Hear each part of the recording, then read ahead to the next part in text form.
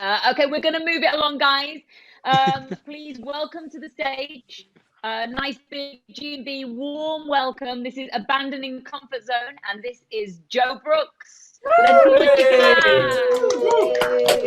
you have. Thank you. And today for you, I have a tale of lust, revenge, and envy. Now, it all started back in college. I had a friend, really, I was mostly friends with him because he had a PlayStation 3.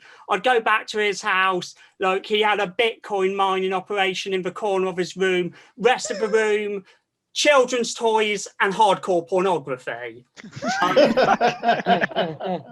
Discarded bottles of like cider and Pringles all over the floor. Kind of like me, but one thing I do is if I got a piss, I use the Pringles cans, not the cider bottles, much less risk of splash damage. So anyway, he has this picture he shows me, and it's hand-drawn pornography. Nothing too weird, it's just Marge Simpson. But anyway, thing is, I see there's a watermark on it. It's a name. It's like Shadow of Equestria. So I get back home and I'm like, I'm going to Google that, see if it's him who drew it. It's not really my thing, but that's, it was poorly drawn, like I said. But yeah, I get to this website and it's like a fan fiction site, and it's mostly full of stories about having sex with My Little Pony characters. I gotta, it's not that rare. I gotta give him credit because he's put in the research, because there's like descriptions of like mares' vaginas and how they behave in heat. There's this one line which really stuck out to me, and it's describing one of the My Little Pony characters as dripping and winking. And I find it really funny, so I like send it to a couple of friends because we all have. I don't name him. I'm not trying to be a dick, but yeah, it gets back to him, and college cafeteria, people are pointing to him like, "Hey, dripping and winking. Hey, dripping and winking." And thing is, the guy has the sexual confidence of a professional football player near another player's wife, but he has the charisma of a professional programmer and the body of a professional adult fantasy writer. So yeah, he goes up to this girl, he's trying to hit on her, and she just goes, "Fuck off, dripping and winking." And yeah, he doesn't talk to me a lot after that. But thing is, I run into him years later in a pub, and he's doing fantastic. Like, that Bitcoin machine really paid off. He's buying me drinks, we're chatting. He's talking about how he now runs a YouTube channel with over 1 million subscribers, and he tells me that he stopped a gay train. And I'm like, how did you stop a gay train?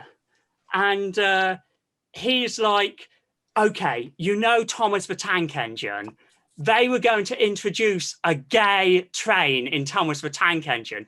And I surveyed my YouTube subscribers, which I have 1 million of, and 54% of them said they would not watch the new Thomas the Tank Engine or buy any merchandise if it included a gay train.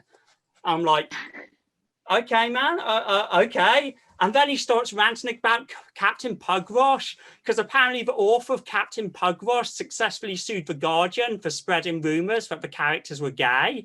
And he's ranting about, how he wishes more artists would protect their intellectual property. And I just go, dude, you never fucked any of the My Little Ponies. And he goes to me, I have, and I'll show you. And, well, I gotta know about this. So I go back to his house. It's now a fucking mansion. It's no longer his parents' house. His doorman, Phil, opens the door for us. We go up to his room. What was once this small room full of children's toys and hardcore pornography is now a much bigger room full of children's toys and hardcore pornography. And adjoining to that room is a room where the two have merged. He has an anatomically correct cartoon-shaped pony, which are, cartoon-shaped ponies aren't usually anatomically correct. and he has a VR machine to use it with. He has a program. His is way fancier. His doesn't have a CEX logo on it. But yeah, he has a program called Beastie VR. That's BESTI VR. If anyone wants to go Google that, you know, if you're into that, I'm sure you're really successful and wealthy and intelligent, I guess, like him. So, you know, think of me if you know you discover that and that's your thing. But please wait for everyone to finish their sets first. So, you know, credit to him. He's sort of won. And, you know, the doorman opens the door for us and we go out and see his pool. I've got like a cider from his massive fridge. I'm like looking at this pool, like just envy in my face. And then he motions to his doorman, and the doorman comes up behind me, just shoves me into the pool, and I'm like spluttering and splashing, and I climb out, and I'm like, what the fuck, man? What the fuck? And he goes, looks like you're dripping and winking. And he hasn't invited me back since, which is a shame because I'm sure he now has a PlayStation 5. I've been Joe Brooks, thank you. Oh, well done. Great job, Joe. I mean, I don't know if anyone else has picked up on this. Obviously, my Trini eye for fashion. I just love the coordination of those curtains with the jacket, with the trim of the hat. Well, I thought I should try and do something since I couldn't get the wall to work. That's what that. And also, it is like when I drive past a house and it looks like maybe somebody dodgy lives inside, I feel like I've got the interior of that now. You know, like I'm joking. I have a thing. I've moved over there of rip-off Hong Kong sex toys I used to sell for way higher on eBay. I absolutely believe you, Joe. I absolutely believe you. I feel like could this be the start of a Channel 5 hoarding documentary? This is that's the I'm getting that energy. Well, I sell them. I mean, I use some of them, but they don't last that long. Show it. Okay, give me a sec. Ashish just wants to be turned on for 1 minute. I want to make sure I don't. Yeah. I've been alone too long. Yeah. That's a Kinder egg. No, well, you can have it like a Kinder egg. It won't taste very nice. There's plastic and lubricant inside. What? Kinder egg. What do you use it for? Well, Smuggling drugs basically, out of you Bangkok. open it up and you stick the plastic stuff over your dick, erect, while the lubricant is inside there. And, you know, not to sound racist at all, but they were built for an Asian market, and I tend to like split them pretty quickly. Thailand is the only country in the world that has a national dick-sized average, which is 4.5 inches. I think Guess we're all giants in Thailand then.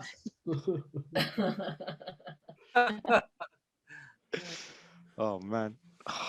Now, I'd open this up, but I can sell it for at least £6.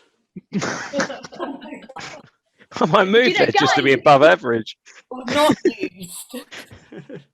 How Amazon started, okay? So let's I just can do an alternative version for your 12-year-old daughter where I just don't swear. I'll cut the fucks out.